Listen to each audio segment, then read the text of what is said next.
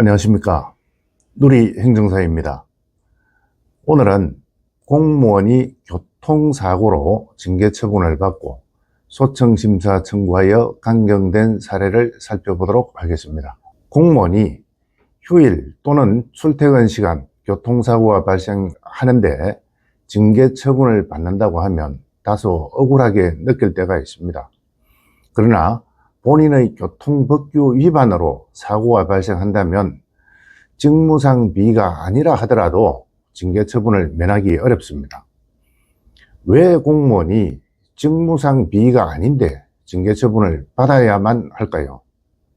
국가공무원법 제63조에서 공무원은 직무의 내외를 불문하고 그 품위가 손상되는 행위를 하여서는 아니 된다라고 규정하고 있기 때문입니다.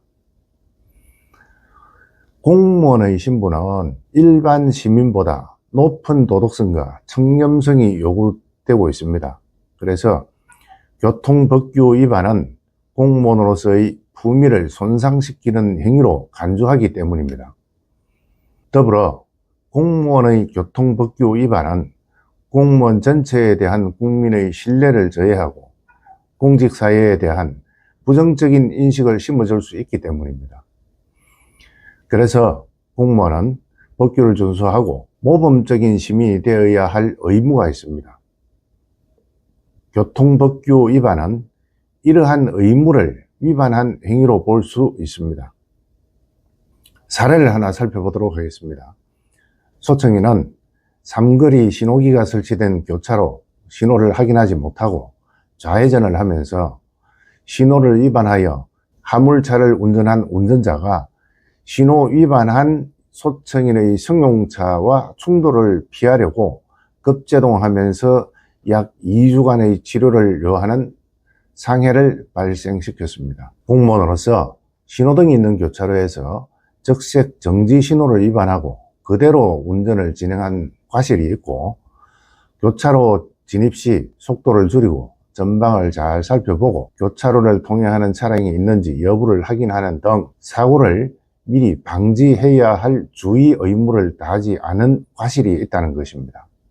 그래서 국가공무원법 제63조 품위 유지 의무를 위반하여 징계위원회에 회부되어 징계처분을 받은 것입니다.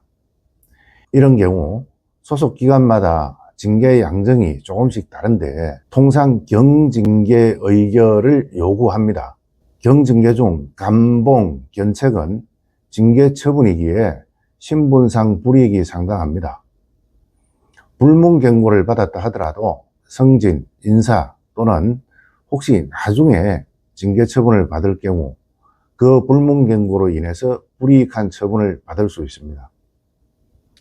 이 사건 불문 경고 처분을 받고 공무원 소청심사위원회에 소청심사를 하였는데, 소청인이 신호 위반의 잘못을 인정하고 있고 검찰에서 기소유예 처분을 받았으며 직무 관련성이 없는 것으로 보이는 점, 피해자의 피해 정도가 경미하고 피해자가 처벌을 불응한다는 처벌 불응서를 제출한 점 등을 고려하여 취소하였던 것입니다.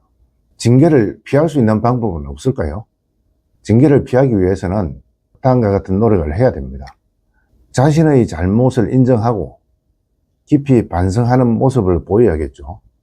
징계위원회 단계에서부터 전문가의 도움을 받아서 의견서를 제출하며 자신의 주장을 적극적으로 소명해야 합니다.